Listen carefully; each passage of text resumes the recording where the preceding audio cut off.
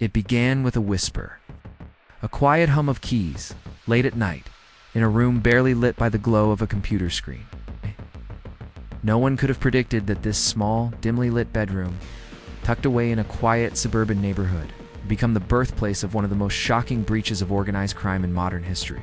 The year was 2018, and the FBI had a problem.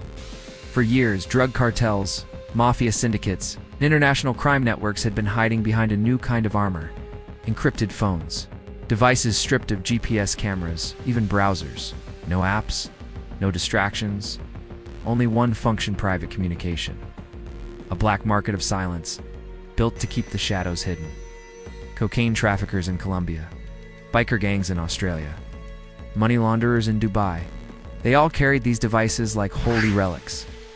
Phones no one could crack, not even the best hackers. For law enforcement, it was like trying to hunt ghosts. Every move they made was invisible, every deal was untouchable.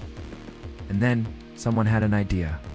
What if instead of chasing these ghosts, we built the walls of their sanctuary? What if, instead of trying to break into the fortress, we gave them the keys to it? That idea would become an NGM, the most genius undercover operation the FBI had ever designed. A ghost of its own, disguised not as an intruder, but as a savior.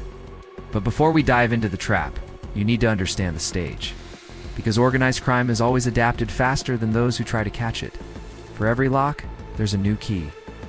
For every prison, there's a tunnel beneath the ground. And in the 21st century, the tunnel was digital. After the fall of BlackBerry, a wave of encrypted devices flooded the underworld. Phantom Secure, Cypher, encrypted. These weren't household names, but in cartel boardrooms and biker clubhouses, they were whispered with reverence.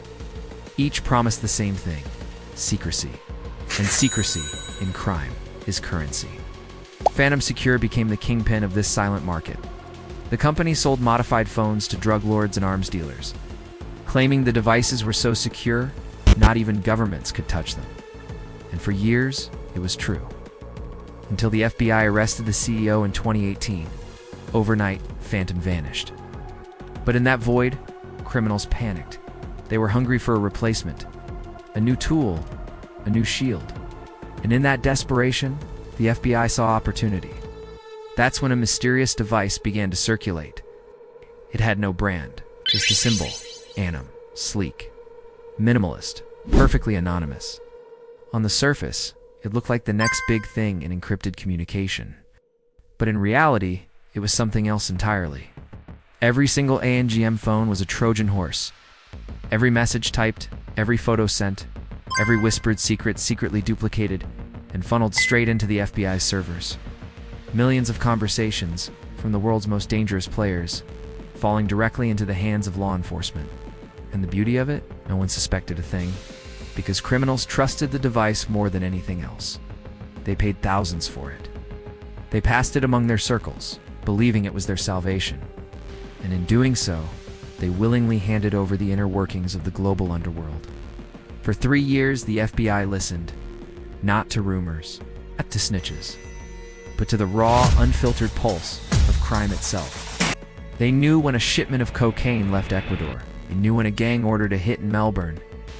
They even saw photos of drugs wrapped and ready for distribution because criminals love to brag, even in private.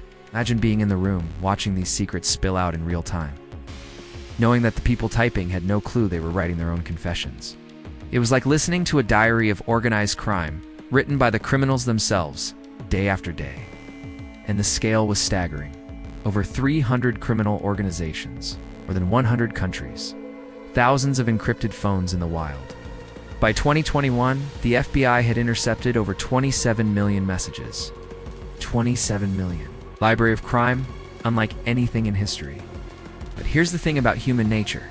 No matter how well you design a plan, it only works as long as people keep believing in it. And eventually, someone always starts asking questions. Word began to spread. Some criminals grew suspicious. They couldn't explain how raids were happening so fast, how police seemed to know where shipments were before they even landed. A few even warned others, maybe these ANØM devices aren't as safe as we think. But greed silenced the doubts. The convenience was too powerful. The culture of trust ran too deep. And so the trap continued until June 2021. In what became known as Operation Trojan Shield, the FBI pulled the pin. Coordinated with Europol, the Australian Federal Police, and agencies worldwide, they launched raids across the globe. Dawn raids, helicopters, armored trucks. Thousands of officers moved at once, storming safe houses, ports, clubs, mansions. By the end of it, more than 800 arrests, over 40 tons of drugs seized, hundreds of weapons, millions in cash, all because of a phone that wasn't what it seemed. The underworld had been stripped naked, its secrets broadcasted not by traitors or leaks, but by its own hand. But the story doesn't end there. Because beneath the headlines, beneath the numbers, lies a deeper question. What does it mean when trust itself becomes a weapon? For centuries, criminals survived by building systems of loyalty. You trust the man beside you, because without it, you're dead. You trust the device in your hand, because without it, you're caught. ANØM shattered that foundation. It proved that in a world of illusions, even the walls you build to protect yourself can betray you. And yet, there's an irony here. Because for years, law enforcement painted the internet as a dangerous place, a tool for criminals, a weapon for the wicked. But in the case of ANØM, it wasn't the internet that trapped the criminals. It was their own hunger for safety, their own obsession with secrecy. They built the cage. The FBI only held the lock. Today, the fallout still lingers. Crime syndicates whisper about paranoia. How many devices can truly be trusted? How many operations will collapse from the inside? In some ways, ANØM didn't just capture criminals. It infected the underworld with doubt. And that may be its greatest legacy. Because fear spreads faster than bullets. And in the end, that's what the FBI created. Not just an operation, but a ghost story. A reminder whispered in every cartel meeting, every hushed conversation, every encrypted message typed on a screen somewhere in the world. What if this phone is listening? What if right now the words I type are already known? It's been years since Operation Trojan Shield. The world has moved on to new technologies, new platforms, new promises of privacy.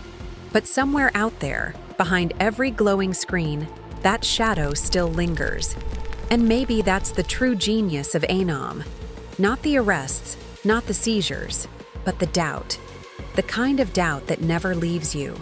The kind of doubt that turns even silence into a confession. This wasn't just an operation, it was a mirror. And when the underworld looked into it, they saw themselves.